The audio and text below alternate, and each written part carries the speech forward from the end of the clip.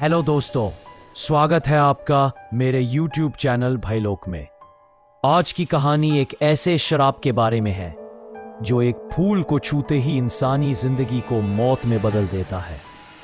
तो तैयार हो जाइए, क्योंकि आज हम सुनने वाले हैं वेल्लामरम की डरावनी दास्तान। मुंबई की तेज रफ्तार जिंदगी में रहने वाला आरव एक साधारण लड़का था, लेकिन उसकी मोहब्बत साधारण नहीं थी। कॉलेज के दिनों में उसकी मुलाकात अनन्या नाम की एक शांत, मुस्कुराती हुई लड़की से हुई थी।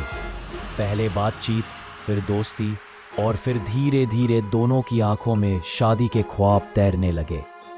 आरव का सबसे करीबी दोस्त था विराज, मस्तीबाज, फुल शायरीबाज और हर बात में खुश रहने वाला। इसीलिए जब आरव ने बताया कि वो प्रेम विवाह करने जा रहा है, तो विराज की खुशी का कोई ठिकाना नहीं था। अनन्या के परिवार वाले केरल के एक छोटे से घने जंगलों से घिरे गांव में रहते थे। शादी वही होनी थी।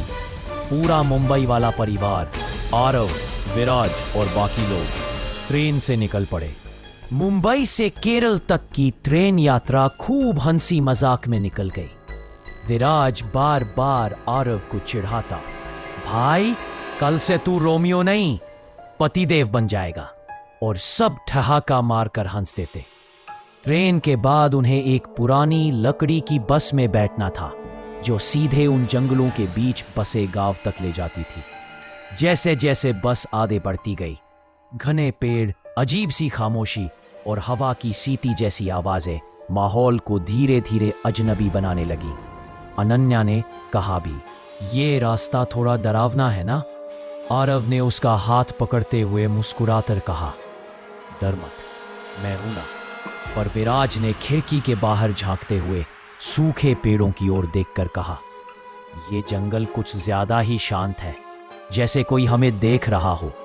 अनन्या और आरव ने उसे मजाक समझा, पर उनकी रीढ़ में हल्की सी सिहरन जरूर दौड़ गई। गांव पहुंचते ही सभी का स्वागत हुआ, पर हवा में एक अजीब सा बोझ महसूस हो रहा था।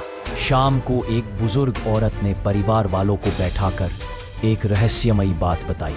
इस गांव में किसी भी लड़की की शादी में वेल्लामरम नाम के पेड़ का फूल नहीं लगाया जाता। उस फूल में एक चुड़ैल का वास है। जो लड़की उस फूल को पहन लेती है, उसकी शादी असल में उसकी नहीं, चुड़ैल की हो जाती है, और शादी के 1 घंटे बाद दूल्हा मर जाता है। सुनकर सब सन। आरव और विराज ने इसे गांव की मान्यता समझकर मजाक में उड़ा दिया। अनन्या भी शहर में पली बड़ी थी, उसे भी ऐसी बातों पर यकीन नहीं था।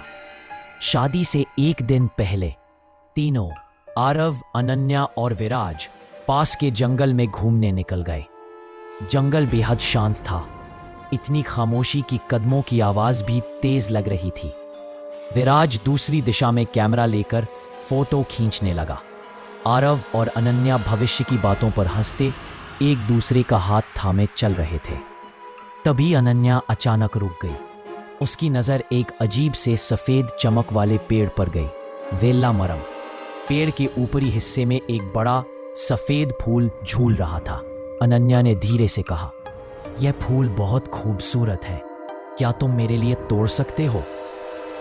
आरव को गांव वालों की कहानी याद आई, पर उसने हंसकर कहा, तुझे पसंद है तो मैं जरूर लाऊंगा।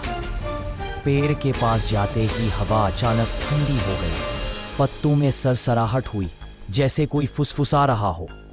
आरव ने बड़ी मुश्किल से वो फूल तोड़ा, और जैसे ही तोड़ा, पूरा जंगल कुछ पलों के लिए डरावनी खामोशी में जम गया। वो फूल अनन्या को देते हुए बोला, कल तुम इसे पहनना, तुम इस फूल से और भी खूबसूरत लगोगी। अनन्या मुस्कुरा उठी। उधर दूर विराज कैमरा लिए घूम रहा था, बिना ये जाने कि कोई उसके पीछे से उसे बड़ी देर तक नजरें गड़ाकर देख रहा था। अगले दिन शादी का माहौल बेहद खुशियों से भरा था। ढोल, नाच, रोशनी, हर तरफ रौनक थी। अनन्या ने वही फूल अपने बालों में लगा लिया था। किसी ने ध्यान नहीं दिया, सब बस उसकी सुंदरता में खो गए। पर मंडप में बैठते ही अनन्या का चेहरा फीका पड़ने लगा। उसकी आंखें लाल होने लगी, हवा तेज होने लगी, दिए बुझने लगे। अचानक अनन्या ने गहरी भारी आवाज में कुछ बड़बड़ाना शुरू कर दिया, जो उसकी आवाज बिल्कुल नहीं थी। लोग घबराकर इधर उधर भागने लगे। आरव ने उसे पकड़ना चाहा, लेकिन उसी समय अनन्या ने सिर ऊपर उठाया। उसकी आंखें पूरी सफेद थी, चेहरा किसी औरत जैसा, और उसकी मुस्कान इंसान की नहीं थी। गांव वाले कांपते हुए चीख उठे, वेलामरम की चुड़ैल। चुड़ैल ने चारों ओर देखा और उसकी नजर विराज पर टिक गई। वह हंसी, एक बेहद खौफनाक हंसी। मेरी शादी उससे होगी जो कल जंगल में मुझे दिखा था। वह सीधे विराज की ओर उंगली उठाती है। तू मेरा होगा, मेरे साथ मंडप में चल। विराज के पैरों तले जमीन खिसक गई, सांस रुक गई। अचानक एक तेज हवा चली और विराज हवा में उठकर मंडप की ओर खींचने लगा। गांव वाले गुपन से बेहोश होने लगे। आरव को किसी ने धक्का दिया और वह बेहोश होकर गिर पड़ा। उसी समय एक औरत काली साड़ी, हाथ में धूपनुमा मसाला लिए वहां पहुंची। उसकी आंखों में गजब का आत्मविश्वास था।